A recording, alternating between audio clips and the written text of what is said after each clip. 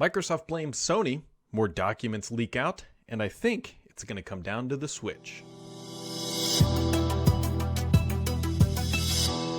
Back in session, as they would say. Court is back in session, and Microsoft was there defending its acquisition. The FTC was trying to spoil the acquisition, and Sony was coughing up documents that were poorly redacted, which provided all sorts of goodies, little information that helps us understand the actual business on the Sony side, not just the Microsoft side. But there were Satya Nadella, the CEO of Microsoft, Bobby Kotick. It was a smattering of CEOs taking the stand.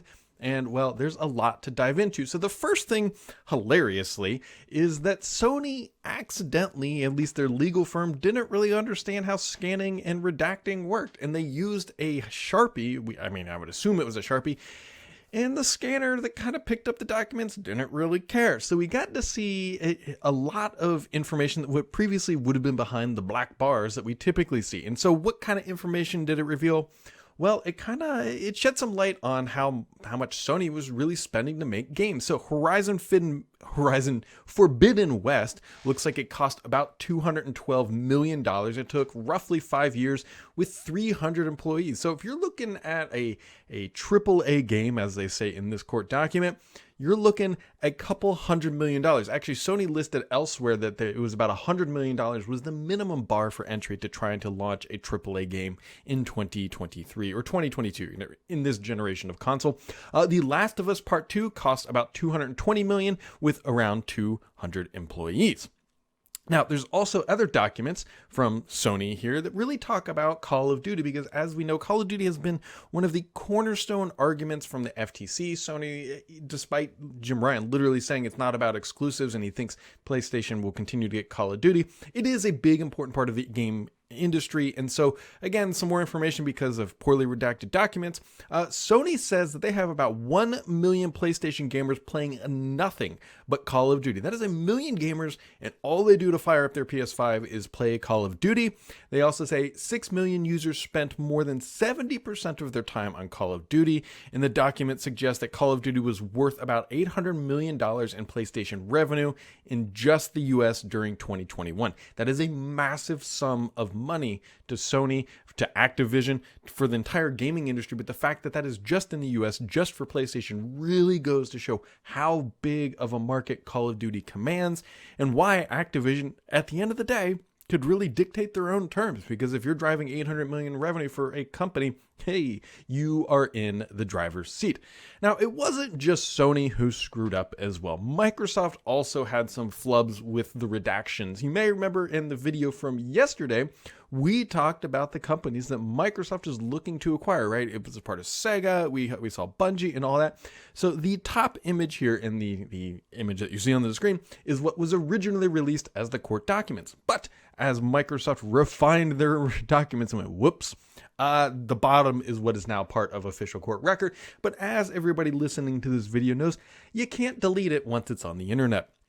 And so, yeah, that is Microsoft's screw up as well. Although it didn't come down to a Sharpie, it was just blatantly forgotten. One of the other interesting documents that has come out was this document right here, and actually explains how Microsoft got to this point at the end of the day.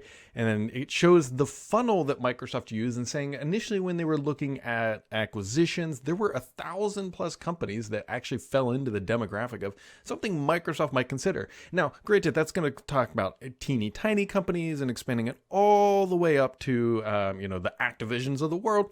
And at the end of the day, of that 1,000+, they ended with somewhere around 20, and that is where these titles or these companies likely landed, was in that 20 category, which is why we heard rumors about Sega, Bungie, and all that. And then there was also this company, which was revealed today, Square Enix, I believe is how you pronounce that. Everybody thinks it's Enix, but I think it's actually Enix more. That's whatever, aside. Microsoft also very seriously put together a proposal about how they would go about approving this. Now, if you remember from the video yesterday where they were talking about Sega, they needed to get strategy approval, and so this was the cover sheet of the documentation, I believe, that actually showed how Microsoft would plan to acquire a company like this. At the end of the day, though, acquiring a Japanese company, as I've said time and time again, is very, very difficult. It would be much more likely that Nintendo or Sony would be able to acquire Square Enix at the end of the day. But again, a big deal, because I mean, it's Microsoft talking about buying these game companies well ahead of their Activision acquisition, which continues to be hard to say. So, moving along here, and we'll dump it over to some B-roll here, is that Satya Nadella took to the stand. Now, Satya Nadella is obviously the Microsoft CEO, and so the questioning of him wasn't as intense of, say, Phil Spencer, but there were some very notable things that we need to call out.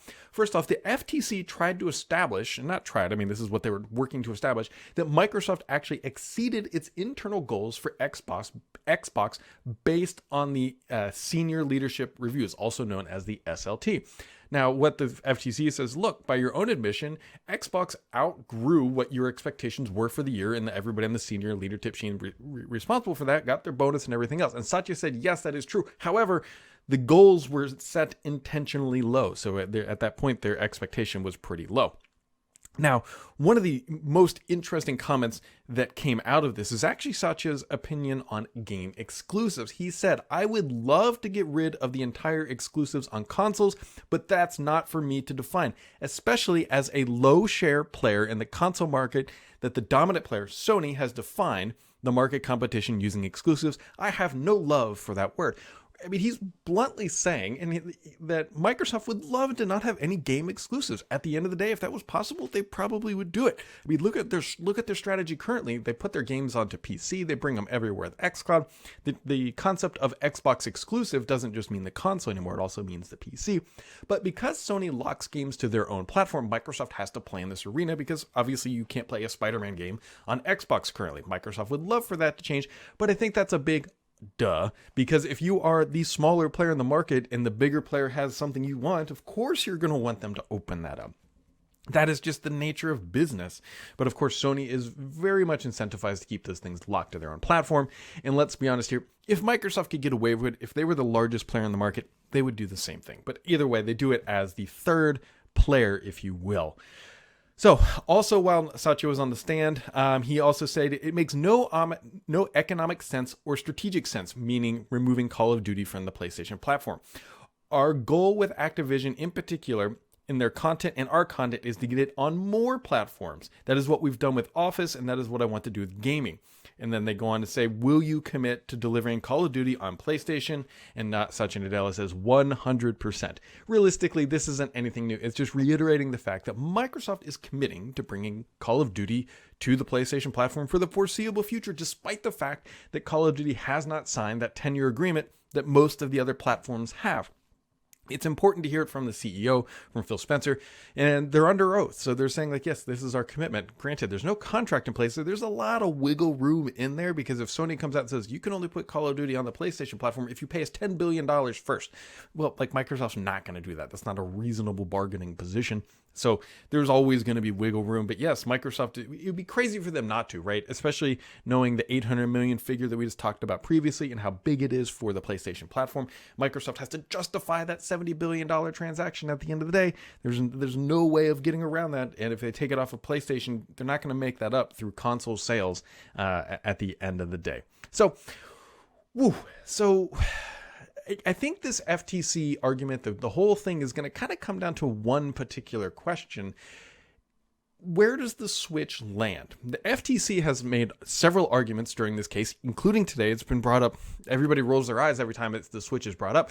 But I think this case is going to come down to, does the Switch count in the category of Xbox and PlayStation? I think if the court decides that yes, it does, then Microsoft will be able to get this transaction through. If the court decides that the Switch is in a category of its own, it's not a gaming console, if you will, then Microsoft may get this declined. And that's, I think, where this is going to hinge, which is interesting because in the CMA and in the EU, it was more around game streaming and cloud gaming. But here in the US, it's more of a holistic go, no-go decision sort of thing, where it's got to be the whole kit and caboodle. And we're not worried about specific segments. We're just worried about Microsoft.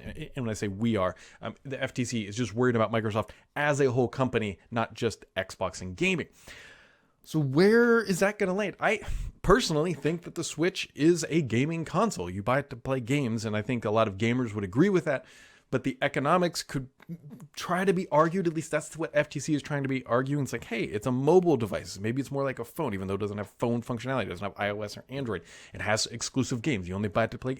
We're not going to dive too deep into that, but I think that as of right now is sort of the crux of what's going to lean one way or another for either Sony or Xbox or Microsoft and everything else. So that is day 3. There is another day of testimony. There's other things that are going to be going on tomorrow, including the judge being able to ask very specific questions to both counsels, which potentially might kind of sway things. So, it's far from over, but it's over from far, if that makes any sort of sense. We shouldn't have to wait too much longer. We don't know exactly when we will get a ruling from the courts. That being said, make sure to keep it subscribed here, because the only BS on this channel is me.